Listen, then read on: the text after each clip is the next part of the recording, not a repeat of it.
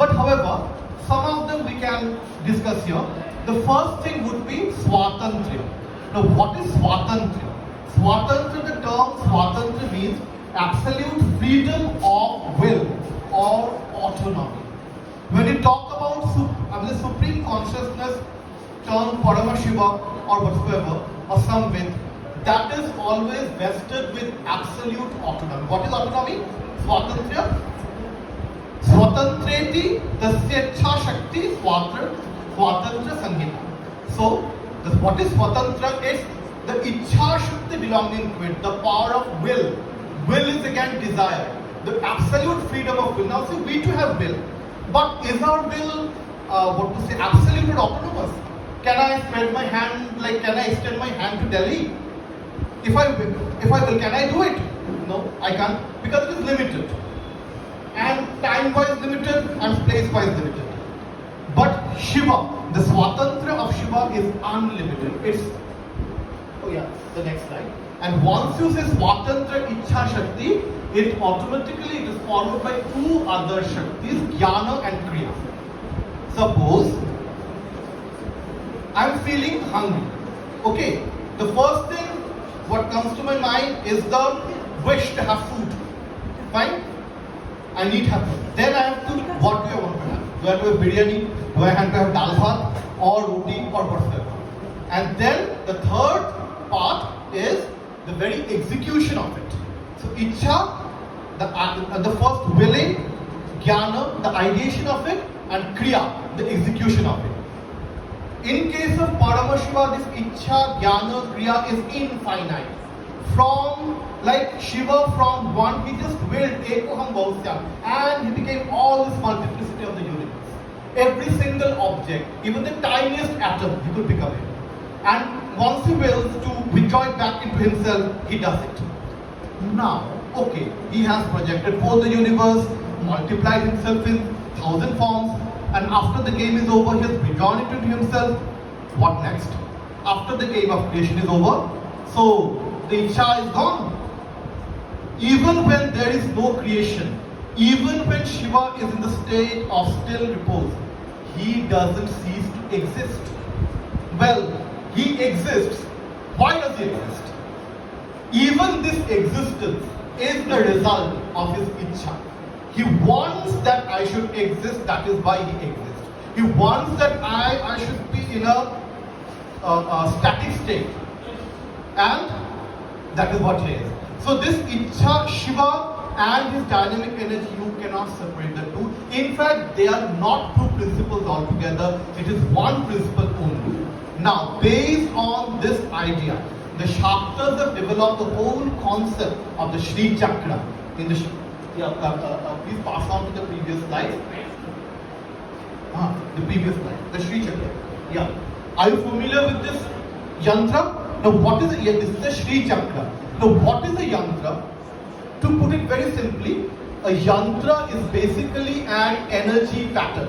A yantra is an energy pattern, and it is a cosmic mapping. So, you see the bindu at the center.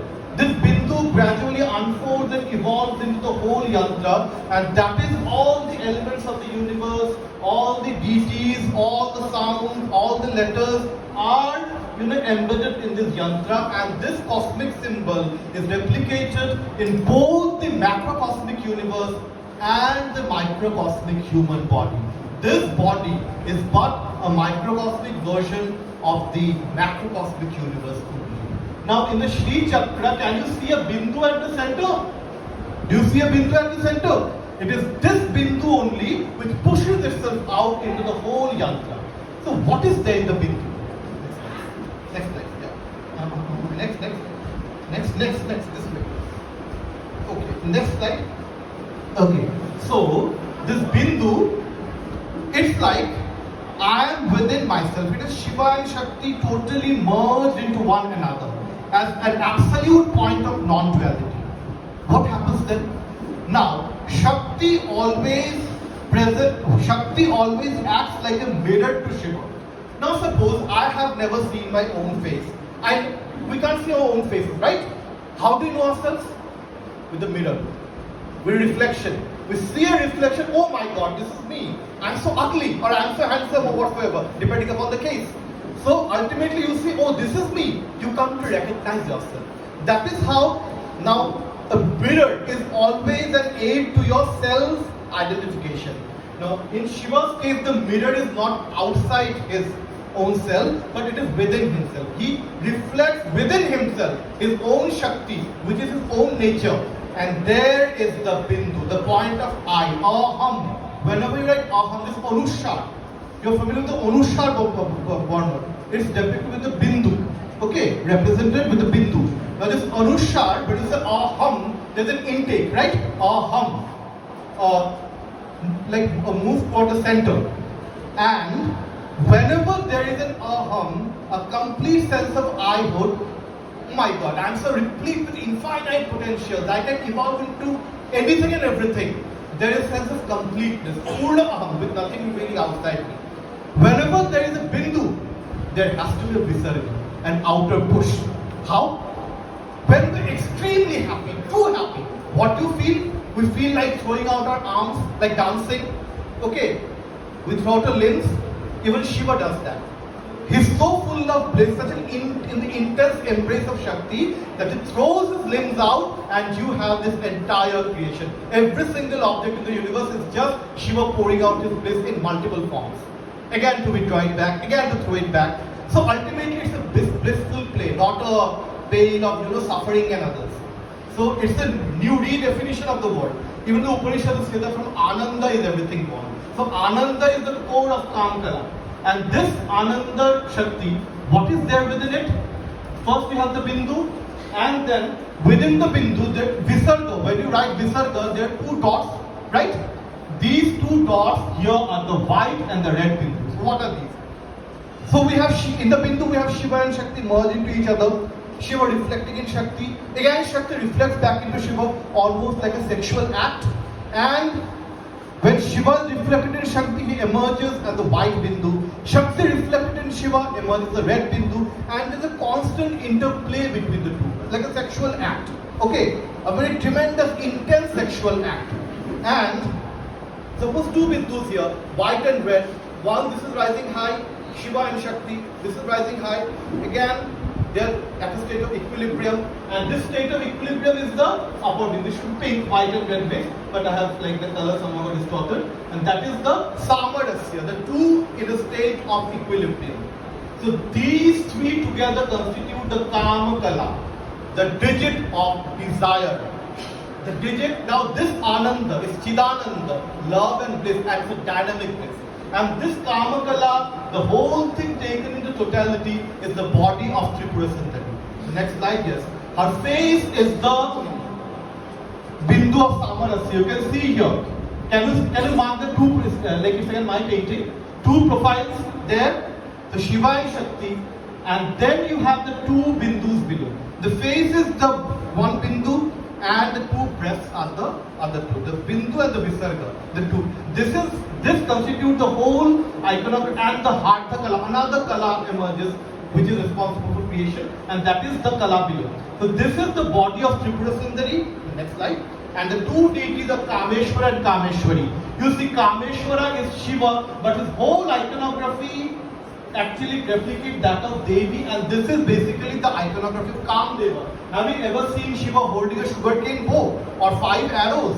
And it's such an erotic get-up. Totally Shiva and Kamdeva are two opposite poles. One is pure knowledge and the other is desire. Desire is something loathsome, right? In a general understanding. But here you see, she is such a, what to say, like the term uses Avatan Patiyashi. She makes Shiva into Kama and Kama into Shiva. One of our epithets is Shivananda Vallabha. Shiva and Ananga, Kamadev, the two becoming one, and that is our concept.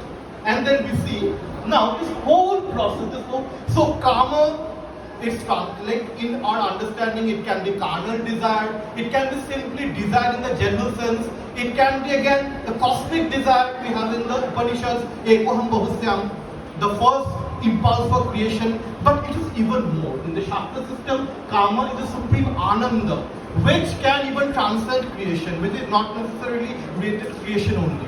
It just pours itself out in creation, but in itself It is the eternal union of Shiva and Shakti and the next thing. So, yeah, this is again my painting Kameshwari, the Sahasrara Chakra, Kundalini uniting there.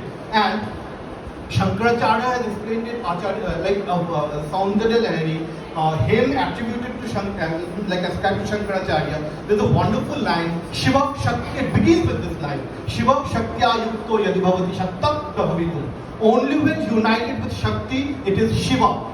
So, even when the Vedanta says, Shantam Shiva Madvaitam, mark it, it's Shiva Madvaitam, it's not Shava Madvaitam. So, when you say Shiva, you cannot say Shiva without the E, right? This E with Shiva is Shiva. Will you take away the E? What remains? Shava. Shava is a corpse. A corpse can never be beautiful. A corpse can never be Shiva.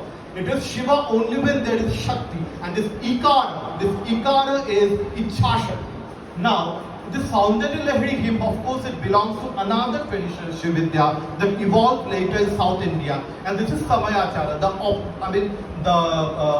counter stream to the Kaulachara. So the Kaulachara, we found the use of the 5 makaras, right? In the Nitya Kaula context, like we discussed the previous thing, the Pancha makaras. But the Samayachara model, the Samayachara tradition, they would rather internalize the use of the 5 quote-unquote polluted objects without involving them in outer rituals.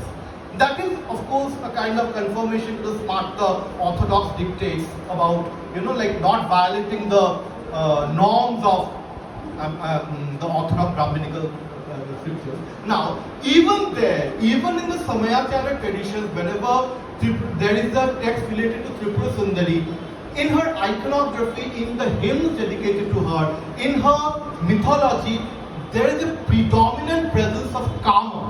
Like I talked about the Saundarya Lahari hymn, it's replete with verses describing the goddess in erotic terms, from her crown to the toe. Every single body part has been described with meticulous detailing. Now, just the other part, next slide. I'm just reading out some of these verses. Okay, this is a reference to Kamdeva. His bow is made only of flowers. I'm just reading out the translation. I don't have the time to read out the thing. His bowstring is a line of honeybees. He has only 5 arrows. Kamdeva has 5 arrows, Panchashara. And these are made of flowers.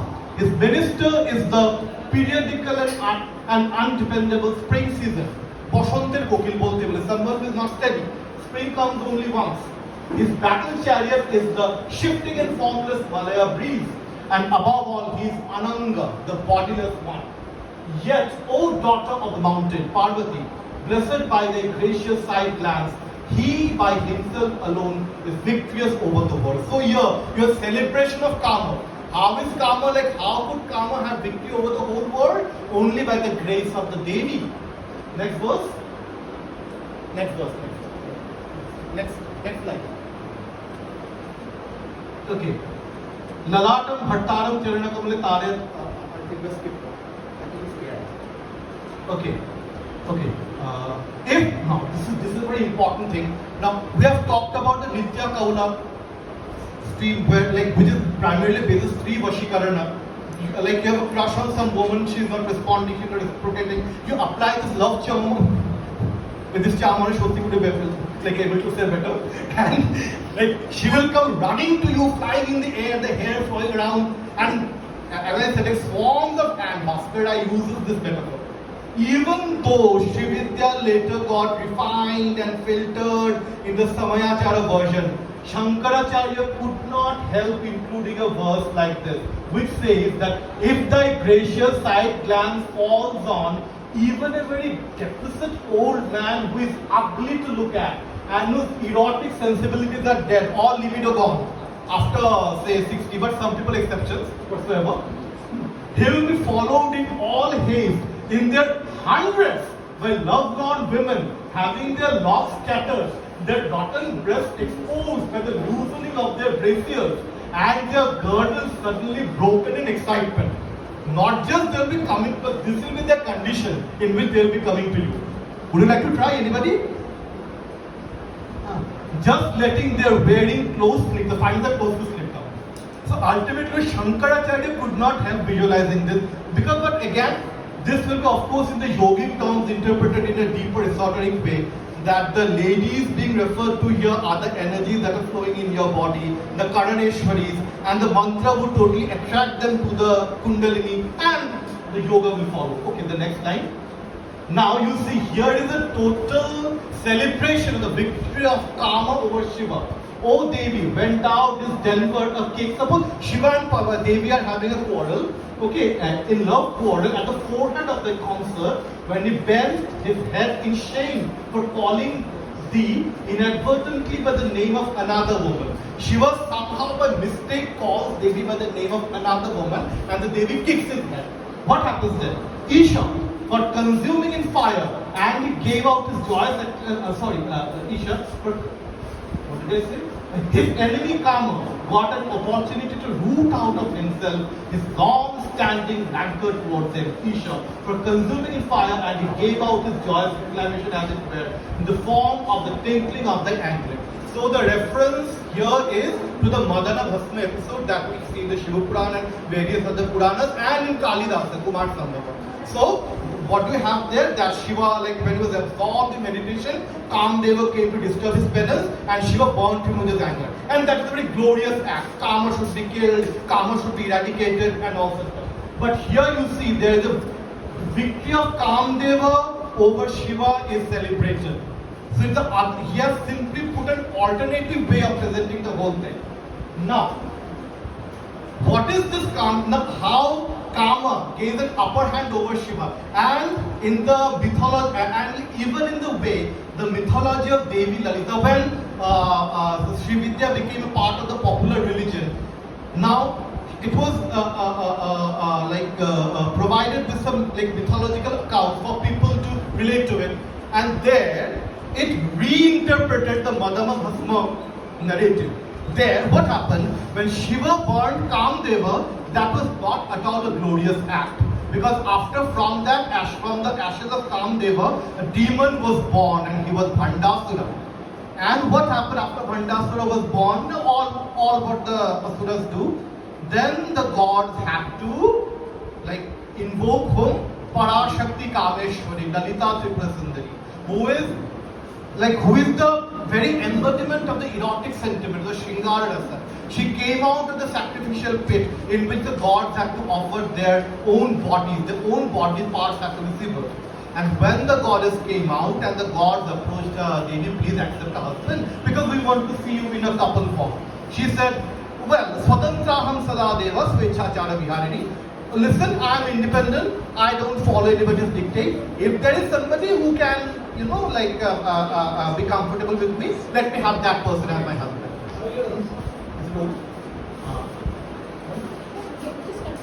Okay. So what happened after that? Shiva had to transform into Kameshwara, and then he could marry the Devi. And after that, the Devi alone with the whole army of the Sri Chakra, she killed Bhandasura. So unlike Parvati, who has to burn her body, who has to renounce all her physical beauty and attain to have Shiva to tapasya, here it is Devi who makes Shiva undergo the process. Shiva has to become Kameshwara for her, the other way around. And this concept of transforming Kama into Supreme Swatantra Ichha Shakti, it is also there. There was a paper on the Sahajya Vaishnava, right, previously? It has also been incorporated into the Sahajya Vaishnava system of Bengal, where you see Radha featuring in the avatar of Tripura Sundari. And it is by virtue of Tripura Sundari or Kameshwari that Krishna from Kama, he transforms into Madana Mohana. He is the one who enchants Madana rather than being enchanted by Madana. And yeah, so that is how this whole Shivinda doctrine, it redefines Kama.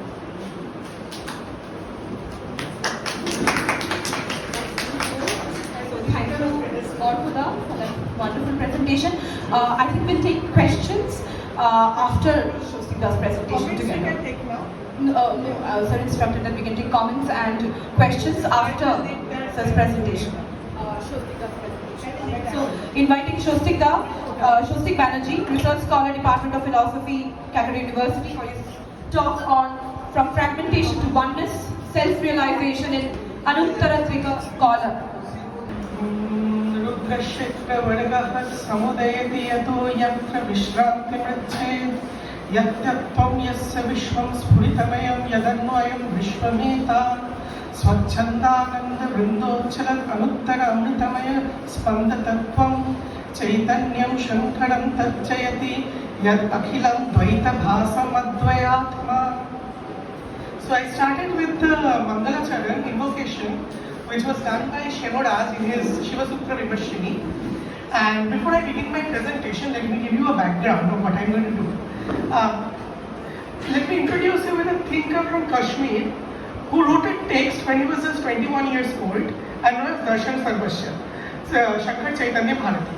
Now this Darshan Sarvasya text is an epoch-making text because it provided a new doctrine of Vivartavada in Advaita Vedanta. But before giving Vivartavada in Advaita Vedanta, he made critique of three schools of philosophy: Vijnanvada, Madhyamika Sunyavada, Swatantravada, and then he came into the Vivartavada doctrine, which he redefined. I'm not going into any of those doctrines. I'm directly going into an aspect of Swatantravada doctrine critique that he did to propose my thesis. Now, why this critique is important, and which was written in 19th century of a system which belongs to the 11th century age. You see, for any Indian philosophical system or any Indian philosophical system, it evolves to dialectics. And once a critique is done, the need for responding to that critique comes. Now, there has been no response given to Bharati's critiques. In this paper, I have been attempting to give response to some of the critiques by taking from writings of the old authors who were in 1000 years back, and it was not recorded from 9 centuries.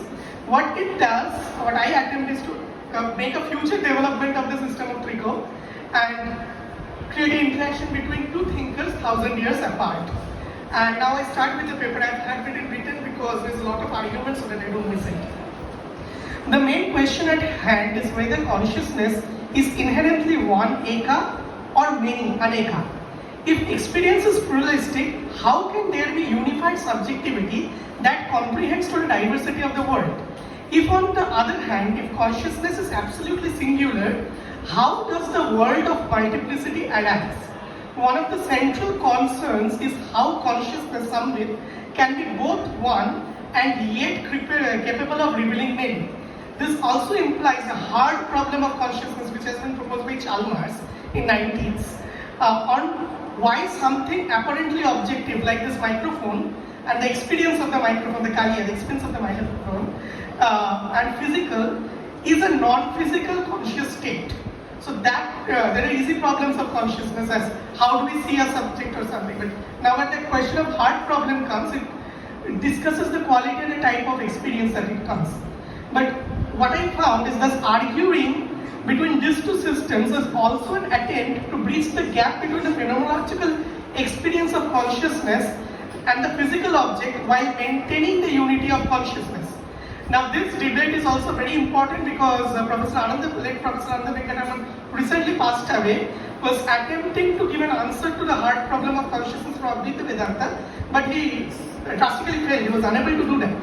And this also tries to continue to the problem, see that whether we can actually give an explanation of multiple objects that we experience, that is the fragmented consciousness, being here now, is unified within one unique experience of consciousness.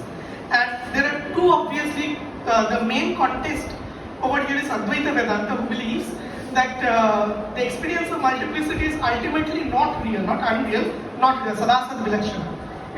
But here it is real. So the paper is addressed to the issues of concepts of prakasha, which is and vimarshana. Prakasha and vimarshana, two components, words used in prakriya dasha. It's a grammatical function used to understand one concept broken as two. Prakrishta kash from the dhatu of light, and mrish dhatu from vichara. So it is the light to shed upon and the reflexive ability of the light, that is prakasha and vimarshana. Now the argument comes. If consciousness were purely illuminated without self-awareness, as Advaita Vedanta holds, it would be inert, like a mirror reflecting objects without knowing them. If it were momentary and fragmented, as in Buddhist Vijnanavada, the recognition of memory would be impossible. Thus, we navigate between two extremes and attempt to offer a solution grounded in the non-dual nature of Prakash and Vimarsha. This debate further showcases two contrasting views of reality. One where reality is achieved through negation of difference, and one where the unity shines through difference itself. Coming from the argument of Arghya as he was doing in Kama. First, let us discuss the role of Vimarsha. Now, the doctrine of unity of consciousness is made distinct from that of Advaita Vedanta. While the unity of consciousness may result in Advaita Vedanta concept of Brahman as pure awareness in Matra, Pratyabhijna doctrine introduces a crucial distinction, self-awareness, Vimarsha.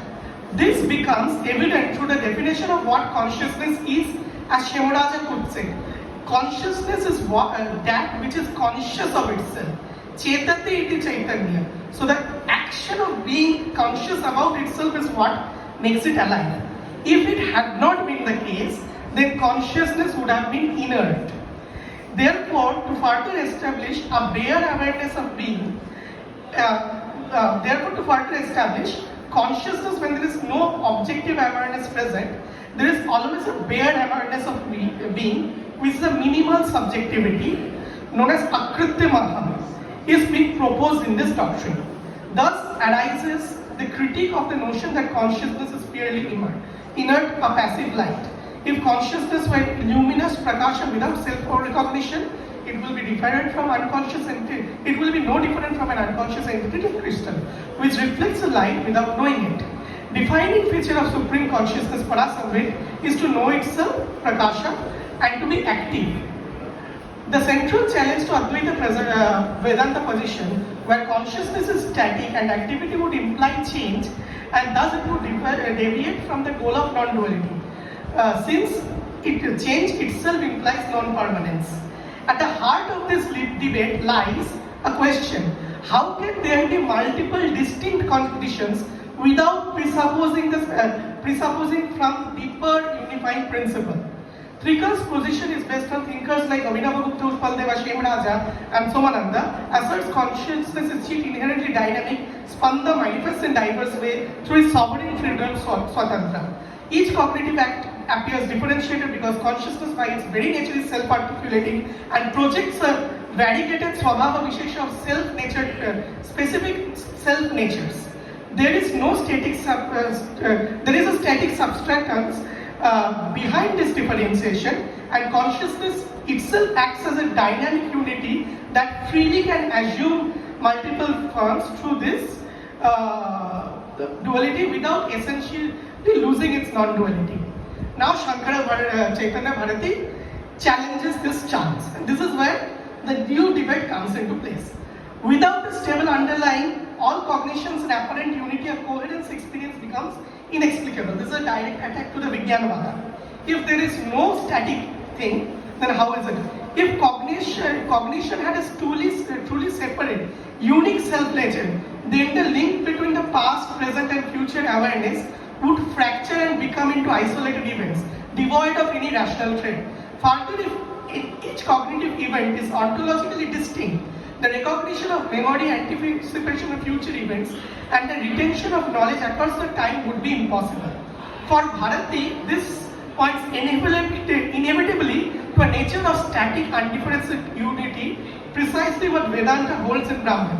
While Trikal claims that a dialectic unity, Vimala Spanda, can support multiplicity without requiring an absolutely static foundation, Bharati contends the multiplicity, that's multiplicity without a homogeneous unity dissolves into incoherence.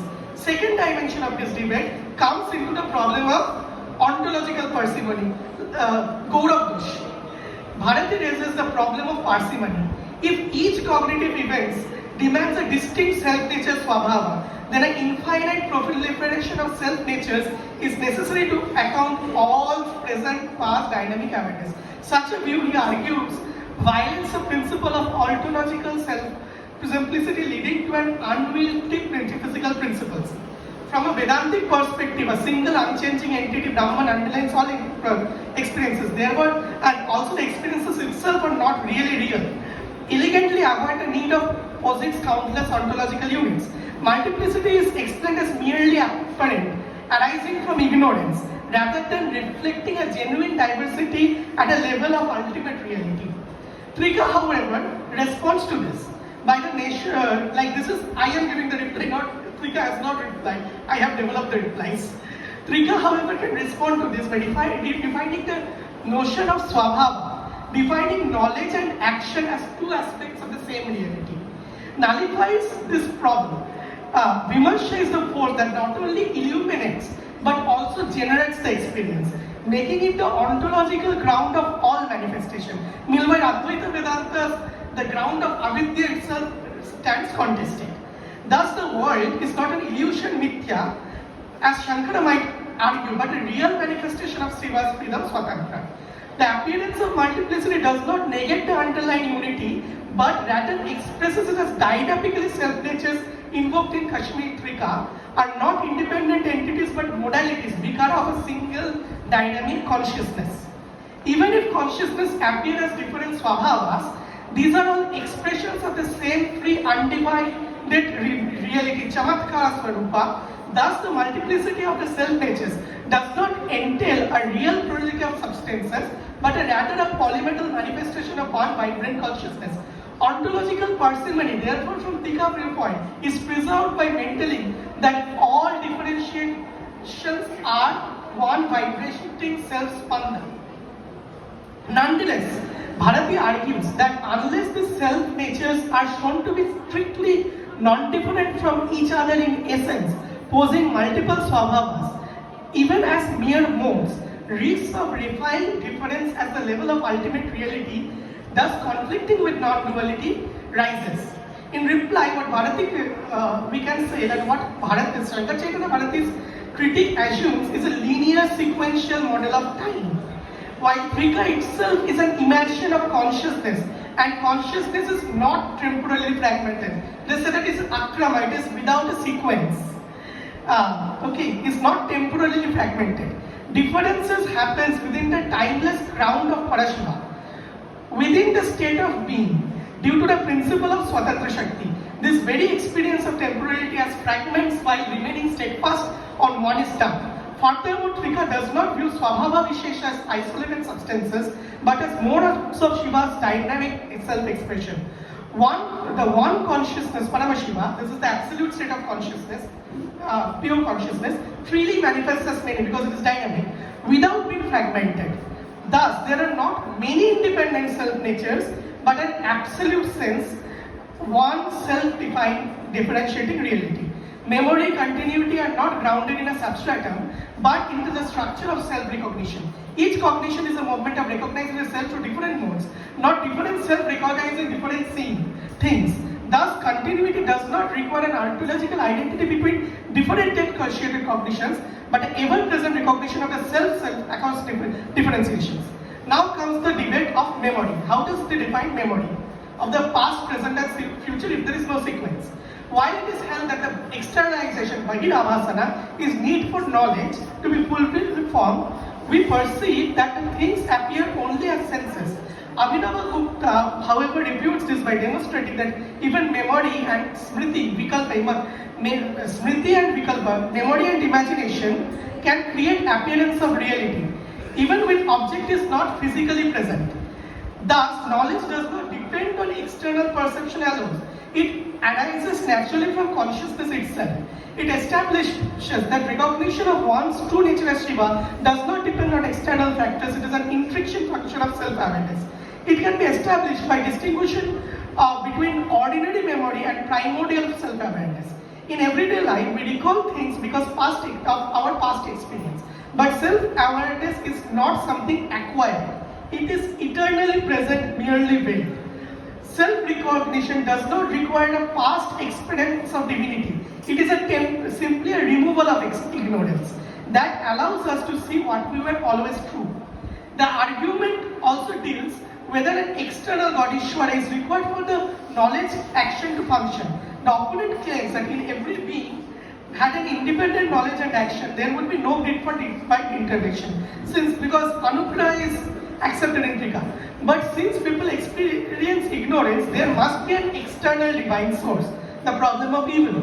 Abhinava disproves this by demonstrating that knowledge and action operate simultaneously in every being. Every person naturally knows and acts without an external intervention. This spontaneity itself is a proof of divine sovereignty within every being. Thus, the idea of an external Ishvara controlling the universe is itself unnecessary and redundant. Every jiva functions as an Ishvara through jnana and kriya. The distinction between perception and mental constructs is artificial. The cognition arises from the same luminous awareness. Recognition of self is not based on prior ignorance of removal ignorance, but each being already functions as divine autonomy. Hence, recognizing I am Shiva is simply acknowledging what is already the case. Through this debate, it is established that self-recognition is not, but I'm skipping this part, it's already said. But seeing Gyan. Now the argument comes whether the things that we acquire from the outside are external to consciousness or within consciousness. The Pratyabhijna appears that everything exists in the level of abhasana.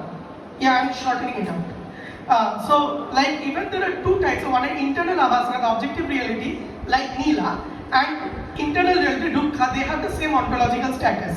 As the objects which are appearing external to us, like a pot, is an external to house, it is not exactly the same as a pot seen in our conscious experience. Therefore, what is seen as external to consciousness is not external. Even what is assumed to be external, if said to be so, will be a self-contradiction. The next argument comes into the differentiation of consciousness, which Buddhists propose that when we have an idea of something like a cow, the very idea of cowness rejects that it is different from horseness.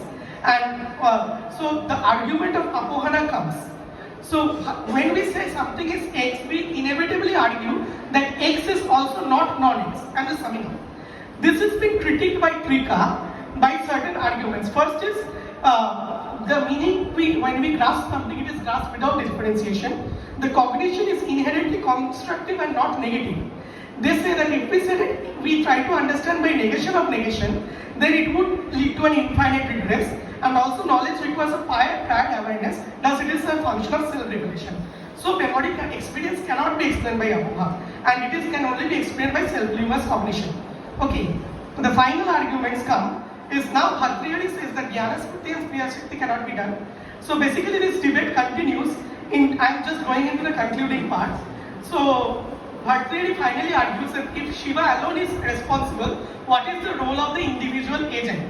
And this is where the concluding argument is. The ability to recognize that I am the same person as I was before, there is an underlying unity in all cognition. This recognition is only what makes consciousness fundamentally one and continuous. In many perceptions which arrive and discern are not really different from one cognition. Like I am Shiva and I was Shiva are not essentially different, but they are the same cognition. Though Advaita Vedanta maintains ignorance as avidya, but here all the levels of pramatri are essentially one and not different. So therefore, thus every experience is vimala and ultimately occurrence without the same consciousness, and that is the one indivisible pramatri, the same Shiva Tattva. That is it. Iti Shiva. It has lots of arguments.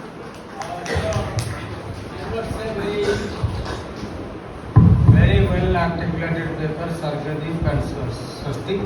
Very well presented, well researched out. But I will reserve my comments to the last end. I will now seek questions and comments from the audience. 5 minutes we have, another 2 minutes I will speak and we close. So please take part. Arghya, please come there.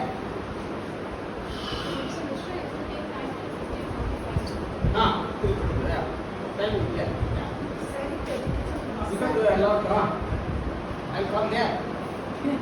Okay.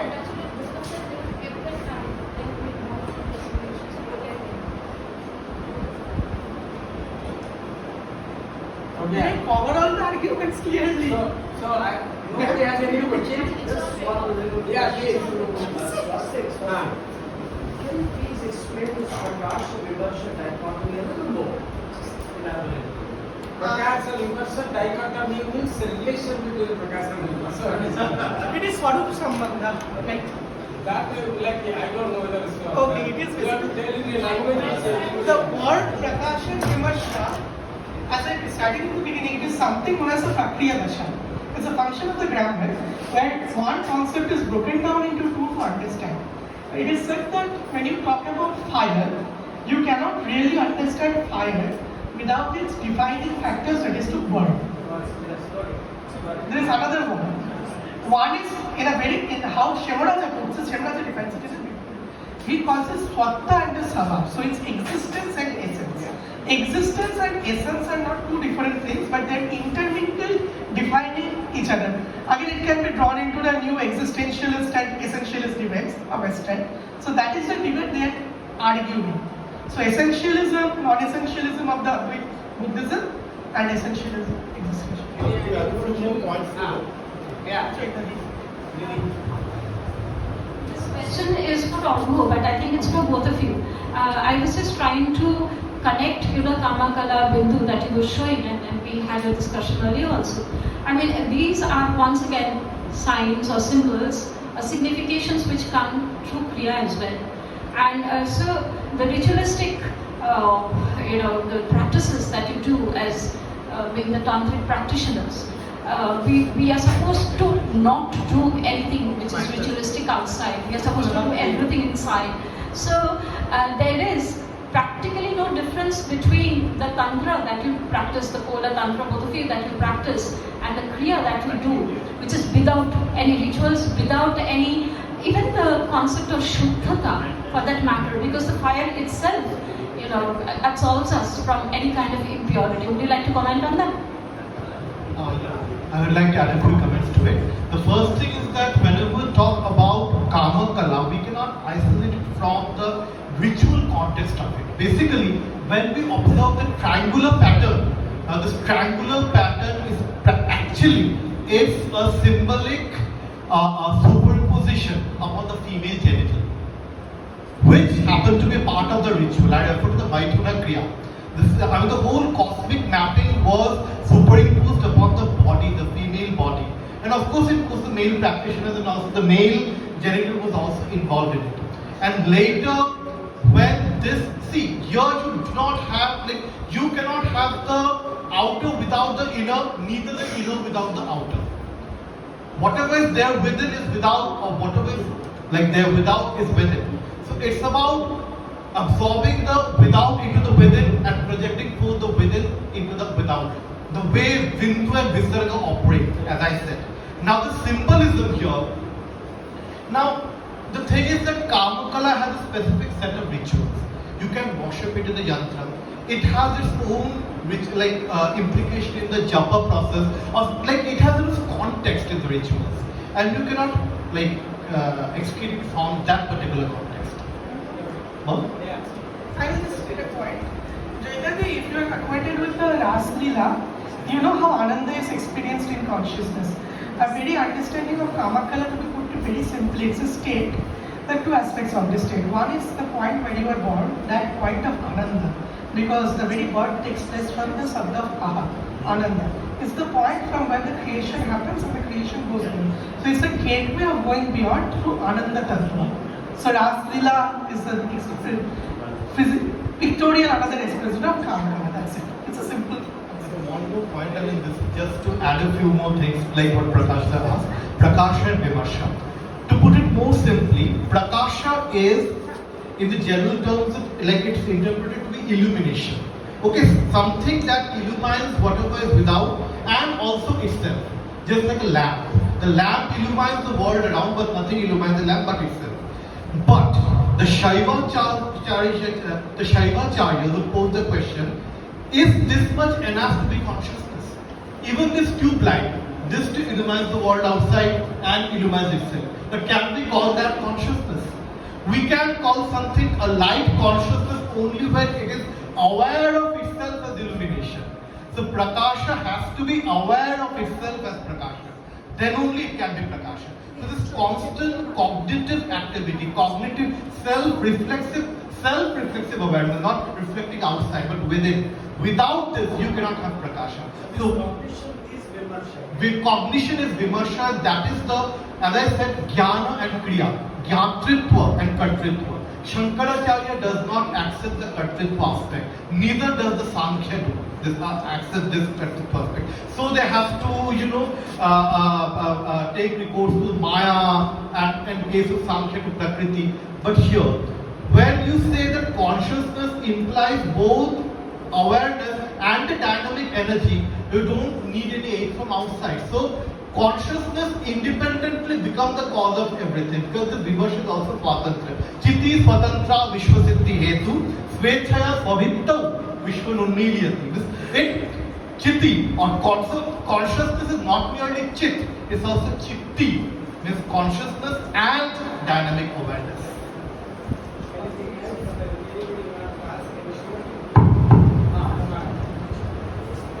I have a question to Shomodi.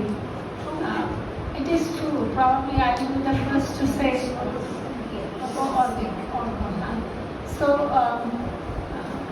it is true, and probably I will be the first person to say that repressed desires actually do cause a lot of problems, especially mental problems in some cases also. Psychoanalysis is purely dependent upon kind of repressed desires, taking defenses, and then these actually sometimes erupting into mental symptoms. But at the same time, what Tantra system advocates, that you do not repress your desire. And as I think Dipta pointed out, you are supposed to fulfill them in fantasy or everything is within itself. I don't know whether it was always like that. Probably in the beginning of Tantra it was actually because Bhairavs always had to have Pailavis, etc. It was only now that it has become mental or internal. But the three functions that you said, they are still being considered as the primary functions of our mind, like thinking, feeling and willing, which you said Ichha and Kartritva and Jnana. So thinking, feeling and willing, these are the primary things.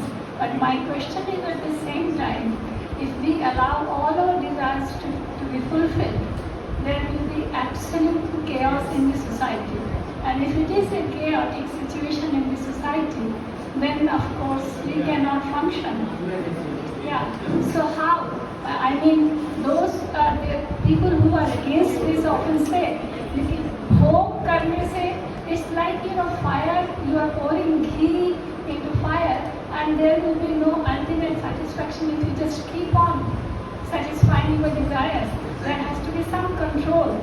So I was thinking whether there is any controlling mechanism, anything in the Tantra system. Yes, that is where we need to make a distinction between the acknowledgement of desire and simply licentiousness.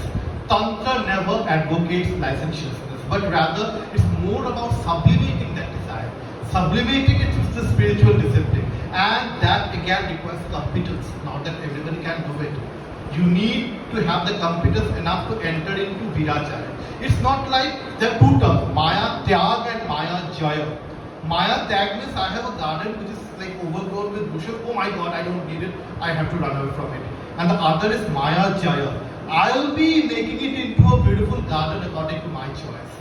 So I need to have mastery over it, not repress it. Neither repress it nor allow it to take hold on me. Okay. Okay. Add one point. In Baul philosophy, when you are first speaking, Baul music is just music.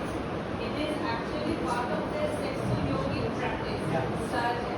So they also have a concert, and as you said, Maya Jaya, they follow this path, Maya Jaya, and their practices include, music is inclusive. Exactly. Yeah, whenever, as you would see in Sufis and in Baul, they have a high-pitch intonation presentation. Whenever they sing, they pull one melody and they go high. It's part of the breathing yoga. Exactly. Because the Baul tradition is related to Sahaja Yoga, the Sahaja Jnana Buddhism that happens to be Tantric tradition. So they have Any other question? Okay. So I must say that very brilliant presentation and questions also. One thing I wanted to say is like first point that I would like to say is Shankara Bharati is very inconsistent in his philosophy. Most of the time, if you see him, it looks to me he has neither understood like Trika nor Advaita. Like that type of thing. Also, his arguments can be rejected. Like he is not a very systematic thinker. There is some spark of originality, but no systematic thinking.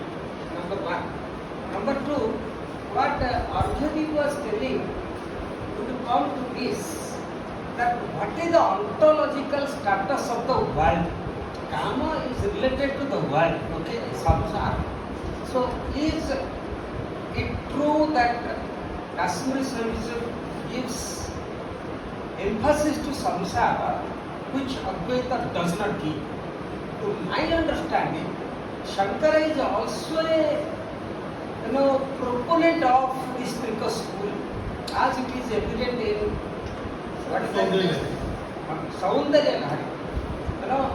He is very only thing. See, when you say the world is Maya, illusion. A snake is illusion. The real object on which snake is superimposed is not illusion. Are you getting it? So the same thing here. So many yeah. So the reality, the substratum, the locus, the adhisthana cannot be unknown. But even the Abhas is not an illusion. Even the Abhas is not an illusion. Not illusion. Therefore, Shankara also would say Jagat Satyam Brahma Satyam. Because this way, the rope as snake as rope is also real. So Jagat is not mithya in that number one. Therefore, Anirvachaniyatva comes. So another thing, if Kama, another thing we told. See, always we cannot find things from Shiva's angle. No analysis can take place from Shiva's angle, from Brahman angle or Sunya angle. Nothing would happen. There is no regressive analysis in our country. What we are, we have to see where from we are and what is our relation with the reality. Therefore, in Paratrisika Vivarana, who is that? Abhinav writes, Narasakti Shivatmakam Trikam. See, these three things constitute the whole philosophy. One minute, Nara and Sakti would not be enough without Shiva. There is nothing will operate with these two. Nara and Shiva will not operate without Shakti. And Shakti and Shiva, the Shakti and Shiva operates for the Nara to be. That means they will have no operation. But without that is the reason why Kama plays so great role in that tradition. And in other words, the world is a place for celebration, and what type of celebration? Ethics must come. And ultimately, you should enjoy the world, being a part, but not being involved with it with raga, dvesha, and moha. As we said, Abhinav very clearly says, what is that commentary on Bhagavad Gita? The short commentary. Gita He very clearly says. And one more thing I wanted to tell you. This is very clearly articulated by Kalidasa. Yes. Kalidasa says the Kama has a role, what Madam was asking. But this Kama has to be kept under total control. Where he says, he says here, I quote, Kamam Prabho Samhara, Krodham Prabho Samhara Samhare. When he saw that Shiva is opening the third eye of consciousness, tomorrow I will be talking about this third eye of consciousness. When third eye is opened, all the gods and goddesses become alert, something wrong is going to happen. Because consciousness is the basis for everything. It may devour away everything. Krodham Prabho Samhara Samhareti. यावत् गिराख्ये मरुतां चरन्ति तावत् सवह्निः भवनेत्र जन्म भस्मावशेषं वदनं चकार. All the Maras have been killed. After that, what happened, that is a different story, because without Kama there is no creation.